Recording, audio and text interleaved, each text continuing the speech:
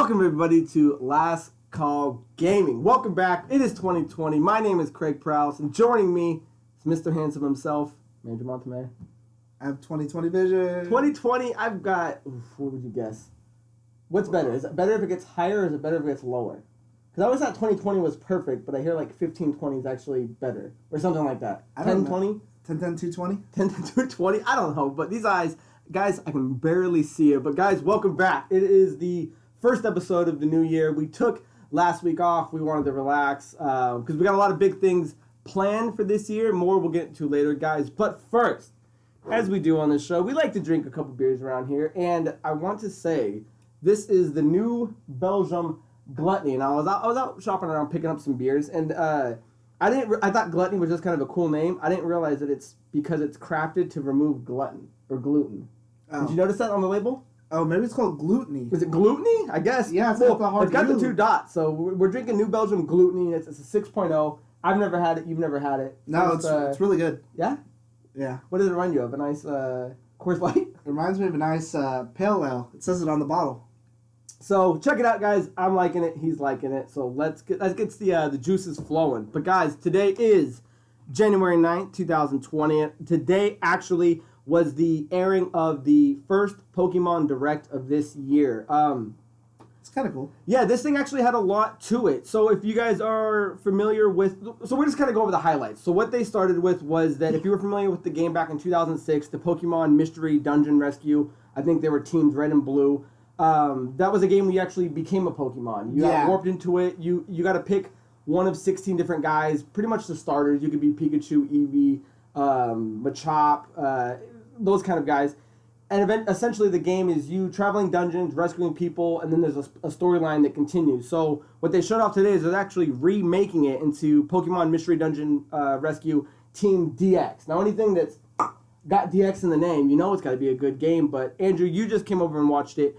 You were checking it out. How'd it look? I thought it looks kind of cool for like a little dungeon crawler or something like that. I never played the original, so I mean... Yeah, I never played the original either, so I was curious. That, I don't think the original is really like on anything else, or not so much that it like went anywhere and created like 4 sequels, that it's a perfect game to bring back. I mean, why not? Especially if it's easy for them. Yeah, especially now that they're remaking all their old gem classics. Because, so right now, if you guys have this Switch, you can download the demo for the game, which is what I did. I started playing it. How'd you like it? I liked it. I got some gameplay of it, so that's probably what's playing right now. And it's pretty cool. The only thing I have, because I've never played the old one, is I've got to imagine that these are 2 separate like worlds, because they have like a whole community. There's like a town, and they drop off mail to each other, and they run shops, and Kangaskhan runs like a bank that you can store your stuff in. So I got to assume that if you're a human and you were going out and catching Pokemon and you ran into this civilization, only would it freak you out. But if you capture somebody, you're ruining their whole economy.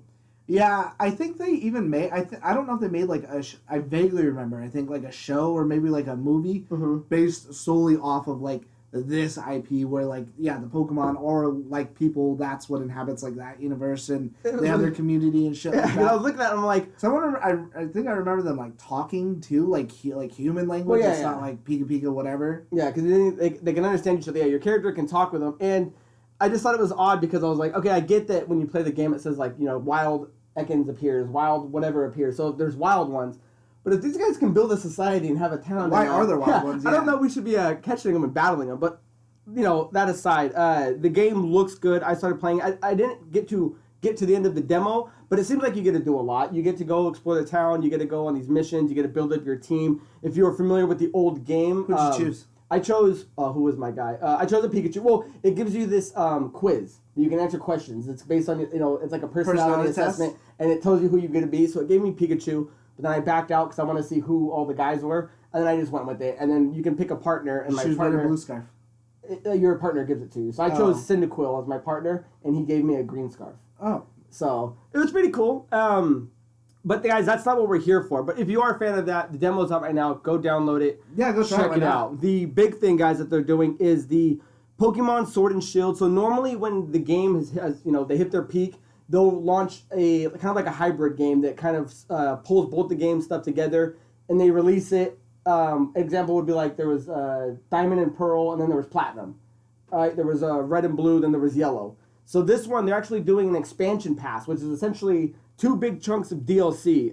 We were looking at it. The two are going to be the Isle of Armor and the Crown of Tundra. So before we dive into them, I think it's really cool that they're doing an expansion pass. They're doing a DLC that lets the game continue instead of just repackaging an old game and selling it again for $60. Right, yeah, and I think they said it depends on like the length of that. I think this pack, it said it's $30 is what it is, right? And so, I mean, as long as it's got like good heft and good length to it, I mean, why not extend that game? I think that's actually a pretty cool way of going about it versus making me feel like like that. And that could always be the thing too. I'm sure there are tons of people out there who are like, okay, I'm not buying Pokemon Sword or Pokemon Shield because I know next year or the year after that, that's when the revamped Pokemon with the more features, the more shit's gonna come. The Emerald version or the whatever. This is a way to be like, okay, now I'm just getting the game and I don't feel like, I don't want to say cheated, but I'm sure there are people out there who do feel that way. That okay, now I can continue this story, and it's not like you're missing anything. Yeah, essentially those games used to kind of end, right? You would get to an end, and either you would trade it to somebody or you would start over, which is so weird because I actually just finished Pokemon Sword the other day before knowing that this Pokemon Direct was coming out, and I was having a blast. I actually ended up liking it a lot more than I thought I did. You were over here watching some of the trades. I love the online capability. Oh, I got lost just watching the trade things. It was awesome, and I actually was done, and I had a buddy hit me up. He wanted to actually borrow it, and I was like, you know what? I'm done. I've done about as much as I'm going to do. I've got more games to play, and over the next couple of days, I was probably going to let him borrow it, wipe all my stuff out, and then this happened today, and I was like, whoa. So, I was like, sorry, bud, because now these two things are out, so now I'm going to hold on to this because here's what you're going to start getting. So the first one is the Isle of Armor, and this thing is going to have key features that are going to introduce new NPCs and new Pokemon that you couldn't get in Sword and Shield. And the other thing is that the Isle of Armor Sword version and the Isle of Armor Shield version are still both going to be different to their respective game, which that alone I thought was they even pretty said cool. That you have like a different guide per whoever it is where, whichever one you're going. They showed off the two chicks. Yeah, the two people were, so if you have Sword, the person that's going to be a rival is going to be Clara. She's going to be a poison-based. I liked her better. Yeah, that was cool. And the other one was Avery, and that was a psychic trainer. So essentially the concept is the story is revolving around you in this new place, and you're it's kind of like there's like a dojo for training Pokemon. You get an apprenticeship under this guy named Mustard, who used to train Leon, who Leon is the champion in Sword and Shield. And the game's going to revolve around this legendary Pokemon, Cub Fu, who evolves into this character named Urshifu. And before we move on from that, you kind of pointed something out that I didn't even think about. This is the first legendary Pokemon that evolves. Yeah, right. I thought we were looking. I can't think of any. I don't think we found any. And yeah, it's the first one that I can ever really think of, and it's the first one that because I can't ever think of training one and then evolving because I always throw it into my party and then just end up using them. That's the first one. I think it said that the guy just gives it to you. Yeah, so you don't actually have to go out and catch it. So I. From what it was saying, you level it up. It sounds like a very loose term of legendary, but right. But so this character is actually going to introduce a new thing to the Pokemon. It's going to be fighting styles, and this thing has two fighting styles: the Single Strike, which is a fight and dark style, and then the Fast Rapid Strike, which is a fighting and water style. So when your character evolves, it's going to be able to pick one of two. I don't know if you can pick, or based on it's like a Hitmon. Tyrone going into a Hitmonlee or Hitmonchan, if it's based on stats, right? Which style it would go into. But they look badass.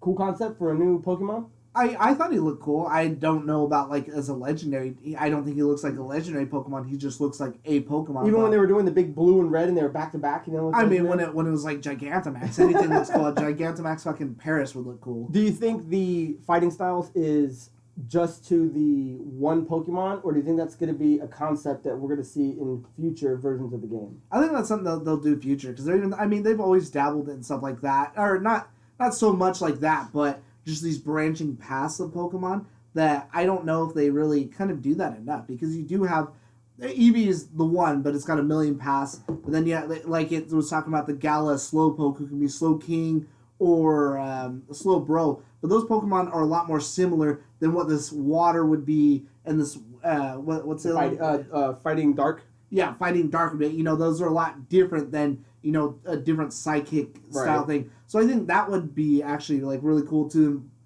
get like more kind of branching directions out there. So instead of just having 2 different versions of something that can evolve, now we get different styles. So essentially it is 2 guys. So yeah, really cool concept, and it seems like this is probably going to be where they start trying out a lot more things now because it is an online feature to do it. The other thing, guys, they added a bunch of other little things that you guys could definitely check out. They're adding, he's got a Gigantamax form. The 3 original starters from Sword and Shield now have Gigantamax forms, and there's a bunch of new items like new experience shares and stuff like that. So overall, this was the one they were focusing on the theme of growth, and this one seems like it's going to have the longer, I guess, story. Like it's going to have the biggest piece around to go do something, collect more guys, and finish some sort of storyline.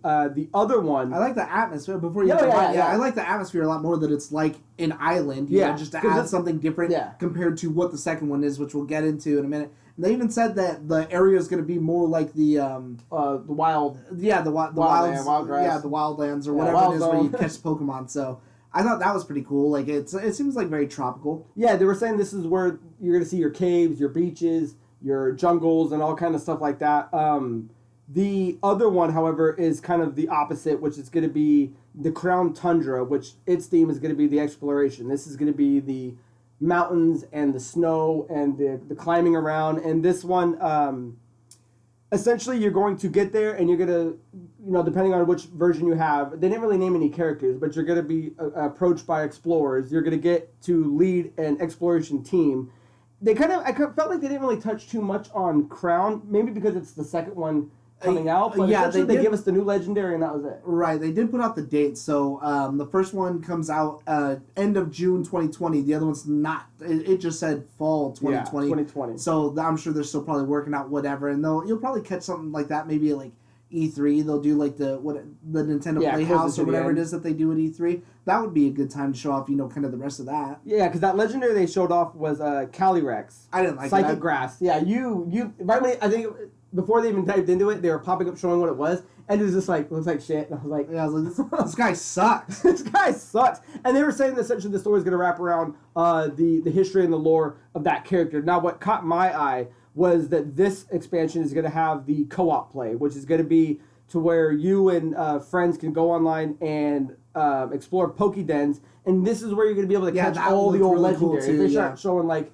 Zapdoses, the Mewtwo's, the Lugias, and all those guys. And I'm like, oh, cool, finally. That new Zapdos and Moltres combo are absolute fire. I think Moltres is the better looking one now that I saw the second time. They were showing all 3 of them, and they all look like they've kind of been mixed with a different element. Yeah, it was like Moltres looked like fairy, Zapdos looked like dark, and Articuno looked like maybe psychic or something like that. Yeah. They all look badass. Yeah, they all look good. I would say my favorite was the Moltres one, though. Yeah, Moltres. Oh, I want to know what I want to know what Cien's is. I know he watched it. I know he's playing. Yeah, if you watch it, let us know, because it's always been a hard split before, because I always liked him, but I always went towards Zapdos, but this totally just Moltres. So the other thing they had, guys, was the Pokemon Home, which is the big feature. This comes out actually in February, and essentially it's their cloud-based system. So if you have, let's say, Pokemon Let's Go Eevee or Pikachu, you can transfer it to the home, and then the home can then transfer it to either Pokemon Sword and Shield without the expansion or with the expansion. And then the same with Pokemon Sword without the expansion and with it.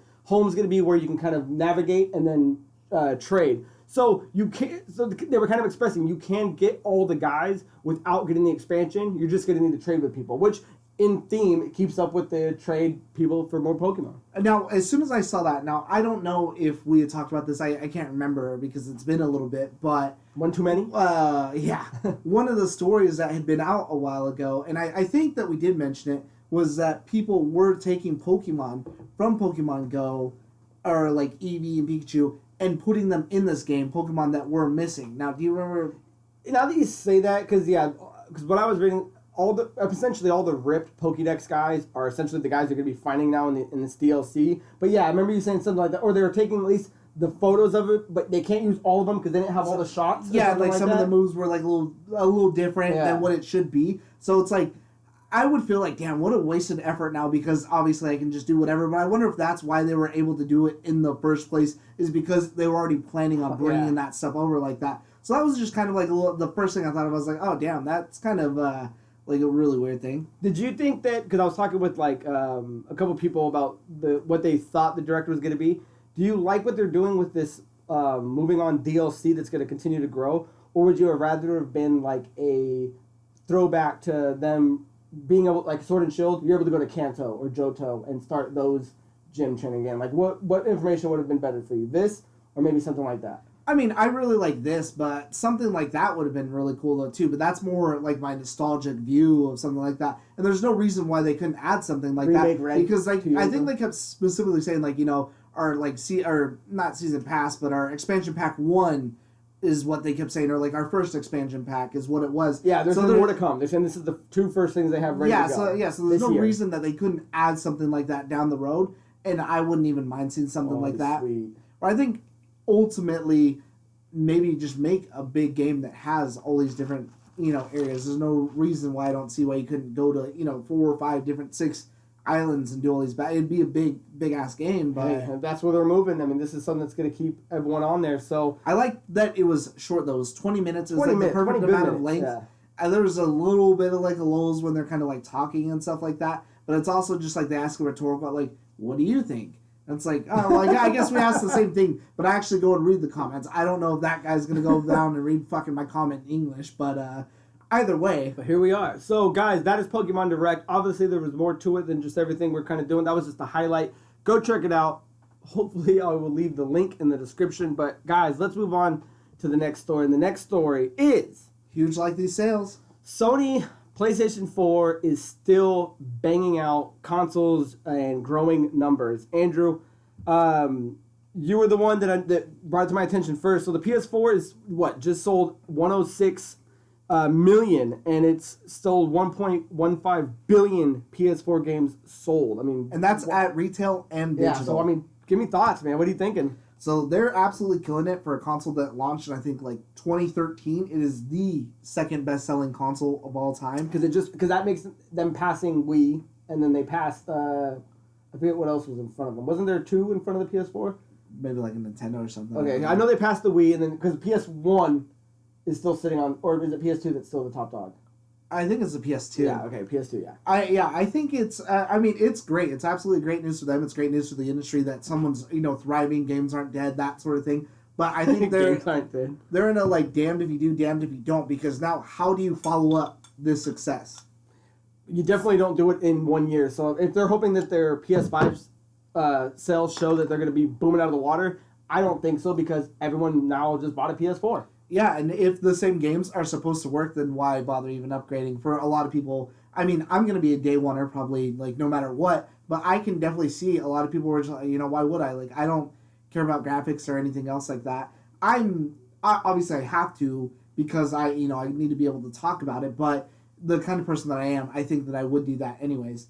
But they also said, too, that they have 38.8 million PS Plus subscribers, over 103 million active users on the PSN network. So, I mean, that's nothing to sneeze at. And they even put out the PSVR, which only came out in October 2016, so 3 years, has sold 5 million units. And this was all news that was shown at the CES, the Consumer Electronics Show 2020. So, which, if you guys haven't seen that, go check it out, because Sony even has more stuff that's not video game related that they've shown. They look kind of cool, along with a bunch of other cool stuff. But, I mean, how do you keep... I mean, we thought it was cool when they broke the record and they were in the top 5. Now you're in the top 2? It's like, Jesus. I don't think they're ever going to beat number 1. I think that's kind of like an impossible thing just because that thing was just a freak of nature. The fact that many people were still waiting around and they could still pull that number to get to where they are is just crazy. Yeah, because, I mean, Xbox isn't releasing numbers, so who knows what they're at. Yeah. Because I guarantee you that they probably outsold Xbox 3-1 this generation. But what was the big piece of news that Sony dropped for the CES show? Oh, if you're talking about the uninspired...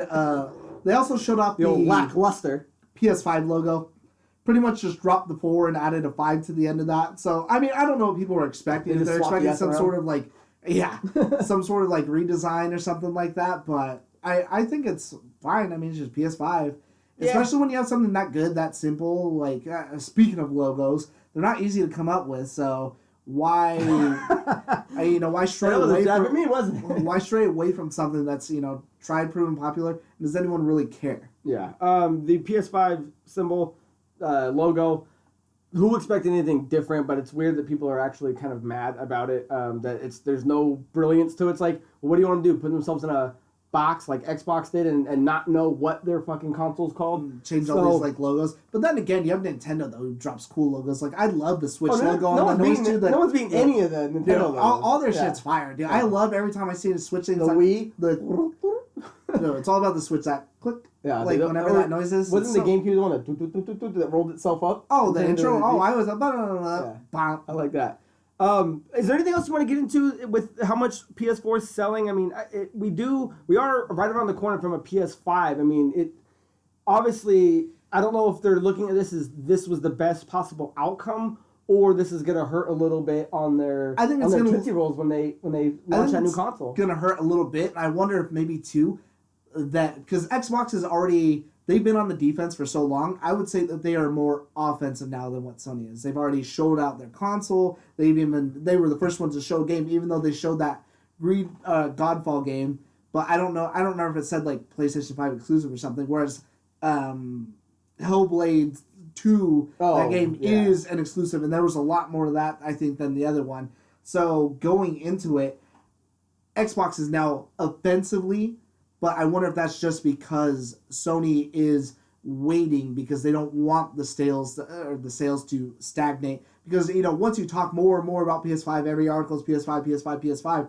Of course, I'm sure the sales are already slowing down on the PS4, but that's not going to help any. Yeah, so I wonder if numbers like this and the fact that the data is showing. The fact that they're putting that out is why they're waiting so long to show off something like that. The fact that they're still able to rope in that much more numbers, it just shows that Sony is moving strong, and they definitely smashed that console boy. So is there anything else you want on this before we move into a little riff? No, I'm ready for the riff though. All right, guys, so let's rip it up! You want to start first? Let me start first. So this was something we were actually going to talk about as a main story before we found out the Pokemon Direct was going to come out. So the Nintendo has shown that there is going to be a new Switch model, a Switch something that's coming out. I think that was the rumors. Was that something's coming out that's closer to the end of the year. Now the gossip is people are arguing that people are calling it the Nintendo Switch Pro, the Nintendo... I think the Switch Pro would be a fine Switch Pro would be sweet, and the concept behind it is what's going to happen now that PS5 and Xbox Series X are coming out with these huge fucking, these huge power, these huge processors, these whole, all these specs that Nintendo Switch can't possibly live up to. Are they going to make... this thing barely runs The Witcher 3. Are they going to make something that's beefier that at least can try to keep up with it? It's set in stone. This isn't something that's actually going to happen. The rumor is that is it going to happen? Andrew, do you think that's even? We just got the Switch Lite. I think they'll put out got battery ones. Yeah. But what can they really do to make it any different? And that's why, I know that they'll put out something. I feel that because they're the kind of people who would put out something. I just have no clue what it would be. Because if they don't put out something that can run games that are meant for the next generation, then we're looking at another 2 years or so of Nintendo not catching on to those third-party games. It's just, they're in a weird place, too, where if they do, let's say they do put out something that's a lot stronger. How many people just bought the Switch Lite or bought a Switch in general? The Switch hasn't been on the market, as long as the others. But then again, I wonder, I would have to look now and see, has the Switch been has Switch been on market as long as PS4 or Xbox One was before they dropped a Pro version or the X version? So if it's about that same time, then sure. But if you do it too early, you feel spurned. And even still, what's the point? What is the difference going to be unless it's something crazy substantial? But I think that their money is always going to be in their crazy good IPs. Right now I'm playing Luigi's Mansion 3. Absolutely fucking love it. It's not... Graphically, it's amazing because it's a Nintendo game. It's the way that I want a Nintendo game to look. But am I doing anything fucking leaps and bounds breaking? No, I'm going around just sucking up ghosts all over the place. Fun. Good old-fashioned fun. It's the same thing I did on the GameCube, and I'm loving it now however many years later. That I don't want anything different with that. So I don't know what this next thing could be, and I don't know if I'm asking for more, because I actually just bought my Switch, so... Because the other side of the coin is some other people are looking at it going, well, with all these systems that are coming out with not a benchmark price, but a guesstimate, if you want to use that word, from being $500 to $700 to $800 for the machinery, or for the Switch console. is still $299. The Switch might shine right now over the next year or two, selling all kinds of actual game units because it's going to be the most affordable. It's going to be something that has it's built in with its own first party exclusive titles that dwarf any amount that these guys are going to do, and they're games that everyone knows, right? They're not new IPs that they're hoping are going to catch the eye of the people. These are going to be more Mario games, more Zelda games. So it is kind of odd. Like, they did a weird thing putting themselves in between generations that, like, some people aren't sure to call it if it was next gen before next gen or if it's now a gen behind. Like, it's in a very awkward position, but that's what you kind of flirt with when you're kind of dominating the handheld space. It is its own thing. Yeah, I mean, you have to. They're gonna have to do something because if it can barely, they have to do something. If it can barely run The Witcher 3, I don't know how it's gonna run Cyberpunk, Final Fantasy VII Remake, if that even were to come to it. Resident Evil 3, because Resident Evil 2, I think, is graphically absolutely amazing. That I don't even know if this. I don't even think that came to the Switch. I think the last Resident Evil for Switch, besides the other ports, was like Resident Evil 7. And I think it was like streaming it to the console at one point and it didn't like run as good. You'd have to fact check me on that one, but either way, it's not like I don't know how many of these huge AAA Watch Dogs 3 I don't remember seeing come into Switch on there.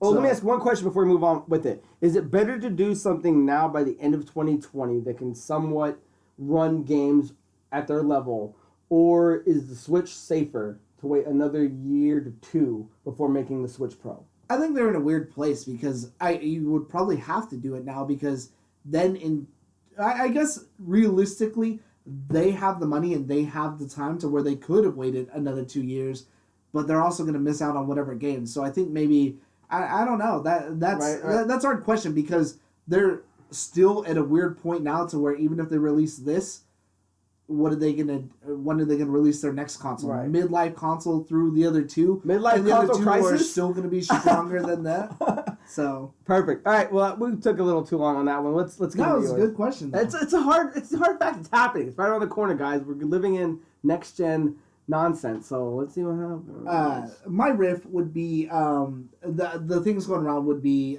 Destiny, that they had the design lead Robbie Stevens in an interview. There's a lot more to the quote. I'm sure Craig could pull it up, but they were asking as far as what they could do as far as possibilities of other mediums besides a game, because Bungie owns that IP. The possibilities are endless because they own it themselves. But he just said, anything is possible, not scoffing at the idea of making a movie, a TV show.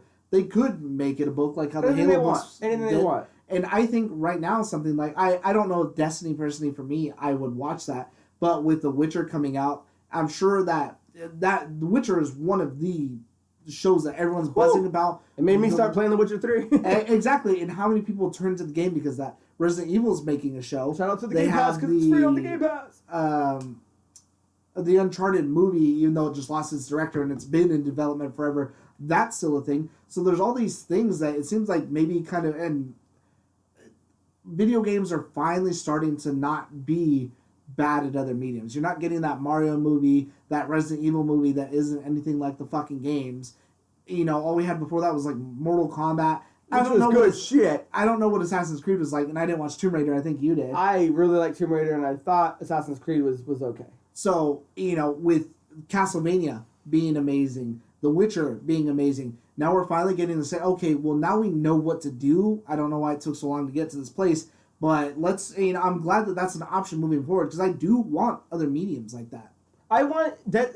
The only thing I'm looking at it is Witcher is a grounded show. It's guys that can do their own stunts. Henry Cavill's a fucking G. They can do all this stuff.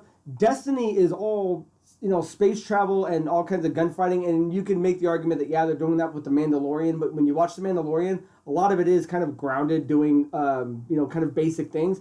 So I don't know if a TV show is the best thing for, like, a Destiny. I would love it if they just made a badass, not R-rated, but hardcore, like, anime, like how they're doing Castlevania. If they were to do something like a Netflix original Destiny, good, cartoon show where you can get away with all that. What I was I want to say see is something like that. Like the Dead Space movies. I don't think you ever watched them, dude. But watch the Dead Space movie. Like the first one, I think is absolutely fucking great. Like it's amazing. And then even still, they had I don't know if you ever saw them, the Halo. Did you ever watch the Halo movie? Yeah, I did. And they had like all those. Were a little. Some of them aren't that great, but some of them are badass. Like there's the one where they do it from like 5 different like one of them's 3D, another one's like Japanese. Yeah, each episode. And then there's I like that. That's a fun experiment. Yeah, because then there's the one with like the chick who's a Spartan jumping in with the Helldivers, and they're all talking shit about Spartans until she saves them. And then either way, that movie was still really cool. I really enjoyed it, and I like the aspects of it. That I don't mind something like that because they even did something similar. So the first Dead Space was all just the same animation, just a flowing story, and then the second one was just like different kind of animations. It wasn't as good, but I appreciate the effort. I thought it was still. I would watch it again. I still really liked it. Yeah, the overall thing to take away is that Bungie owns the goddamn Destiny IP, which is extremely rare. So it is cool that they can do whatever they want, and essentially he's saying, the door is open. We can do it. It sounds kind of like I think it's a cool idea for him. He wants to do something. I feel like something's already in the works. They just can't say it yet. They just can't say it exactly. So and so it's just what's it going to be? Is it going to be a show, a movie? I mean, even if they, I don't know and what even makes me kind of more into it is the live action fucking Destiny commercials. I always thought were like really cool too, and they looked really good. Yeah, they were badass. So why not give me a show like that? So yeah, hats off to Destiny, and hopefully they pick something, a medium that works for them, because I'd hate for them to be. There's too many things to choose a live action when it should have been an animated. Too many things that miss. I would hate that a company that owns their own thing to miss on a great opportunity like this where they're going to reap all the rewards. So, right. Anything else you want to add on that? Nah, I'm done with that one. So the last thing I want to riff on, guys, is that if you, like me, like gaming in a gaming chair, there is and I got this from TechSpot, so if you want to check out the article, you can. There's a new chair from Arcadio Gaming that's going to let you feel the action in your games with Smart Sense haptics. Now, if you guys aren't familiar with what a gaming chair looks like, I'll put a picture of. Everyone's kind of got them. They all kind of look the same. Mine sits over there. They've got these big backs and wide bottoms. They're essentially going to be comfortable for you sitting in and gaming with. A lot of streamers use them for duration. The cool thing about this particular one, and again, this was announced at CES 2020. I do recommend you guys go check it out. A lot of cool shit on there. This thing has haptics, so essentially what they're going to do is instead of just gaming feedback in your chair, they're also setting it up for movies and stuff like that. So it's an entertainment chair versus just being a gaming chair. So if that is something that gamers or Twitchers or mixers out there want to check out, I would say check this out, because the last one, because they're not the only guys in this, space that do this. There was Acer, which is a fairly popular company.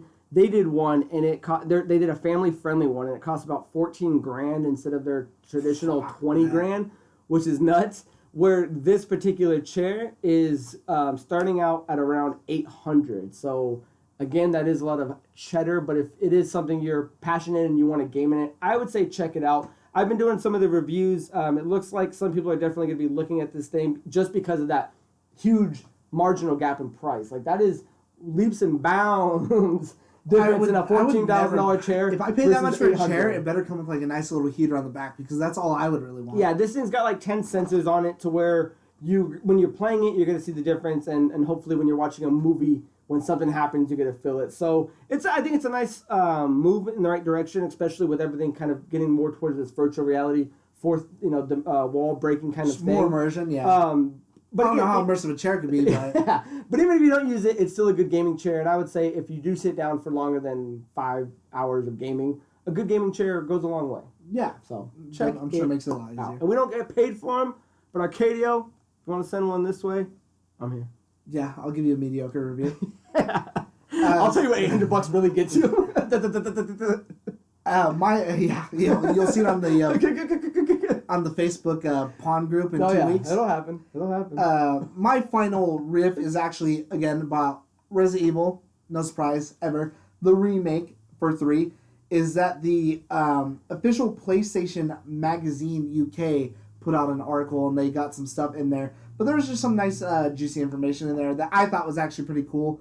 One, the first thing they were talking about is that the Nemesis AI is going to be an improved version pretty much of the Tyrant, the Mr. X version from number 2, which I thought was absolutely great. He just stalks you. He feels Fantastical. menacing. So that's something I'm actually really looking forward to feel like you're being hunted, because I that's one of the reasons why I love the Alien Isolation, just to feel like something's stalking you. Yeah. You like being stalked down, do we, Mandrew boy? But that there is it's gonna be not open world, but they said it's gonna be a lot more open than what the original. And so you're gonna be going through streets, shops. Of course, you visit places like the hospital and the press. But I'm kind of interested to see what that means, and I hope again that it's more like how the intro of the game is, to where you're seeing a lot more people and you're seeing a lot going on. You're seeing a lot of people die, or like at the start of the game, the beginning cutscene is like you're watching police and stuff like that try to hold the line as they're getting run over. That would be pretty cool to be like as a part of that scene. Like you can see that and then try to get out of there, and then that's where you're going from. I like it. There's not going to be a mercenary modes. I know some people were disappointed with that, but they are replacing that with Project Resistance. I was going to say, you're still getting the online version. Yeah, you're still getting the other online version. About? So, I mean, I know some people love the mercenaries, but either way, the last thing, which I think is the most drastic, but I guess I can understand, is that there's not going to be any action choice, and they just said no more endings. So I take that as one ending. So what that means is in the original Resident Evil 3, you could actually come to a point to where you're like on a bridge. The Nemesis is right there. You can choose to like fight him or jump off the bridge. Oh. And if you beat him, he gives you like critical like ammo or like a special weapon or something like that. Or even like later on, depending on what you do, certain people could like live or die. It doesn't like alter the ending, but I guess the overall timeline. So I guess to kind of really strengthen that timeline off the back of what they built with 2 is just to get it all narrowed down to one thing, that it's just going to be a solid story. Which like if they're just doing that to enhance the narrative and just really dial down like this is it, this is the story, this is what we're telling, then I'm perfectly fine with that. Whew, yeah, that sounds like... It doesn't seem like it would be out of laziness. It sounds like Capcom knows exactly what they're doing with this thing. They know exactly where to pick up the slack. They know exactly where to laser focus on what's good. They know, especially like a guy like Andrew, if you're going to make fucking Mr. X Tyrant the scariest thing, then double down on it. Right. It's just... Everything about that, and I like that we're getting so much so quickly, because it was like 1 minute we didn't hear nothing. It was a and then it was just rumors, and then it was a blank box on a show floor that we were looking at. Yeah. And no one knew what it was. Project Resistance, RE Resistance. Yeah. And now we know exactly what it is. We know exactly what it's getting, and it almost pound for pound sounds like it might, as long as the game's good, be better than number 2, which number 2 was already a 10. Yeah, no, I loved it. So either way, really excited for that, and that game's coming out soon. Awesome, guys. Anything else to riff on? No, I'm done. I am done with the riff. So, guys, that is the end of the episode, and I just want to thank you guys for being back with us. January 2020, new year, new times, new places. New year, new you, boo. So we are going to have more things coming out, guys, so make sure you stay tuned. There's a lot more coming. So I want to make sure that you guys know we're talking about giveaways. Oh, on the next episode? New shows. There's going to be new stories, new stuff with fan interaction. So, guys, make sure you stay tuned. Make sure you guys follow us at all of our social media. We also, Facebook, Twitter, Instagram. We have a new Facebook, Last Call Productions group page. If you guys want to jump in there, we talk about everything from video games, comic books, movies, beers. So make sure you guys check all that out. And if you play PUBG or Call of Duty, jump in with me if you see me on. Check Andrew out. He's doing chicken dinners like I did blow up that gram though. So Andrew, anything else you want to shout out to the kids? No, thanks again. Hey, see you in the new year. Alrighty guys, so until next time, my name is Craig Perales, and that is Mandrew Montemayor. Cheers.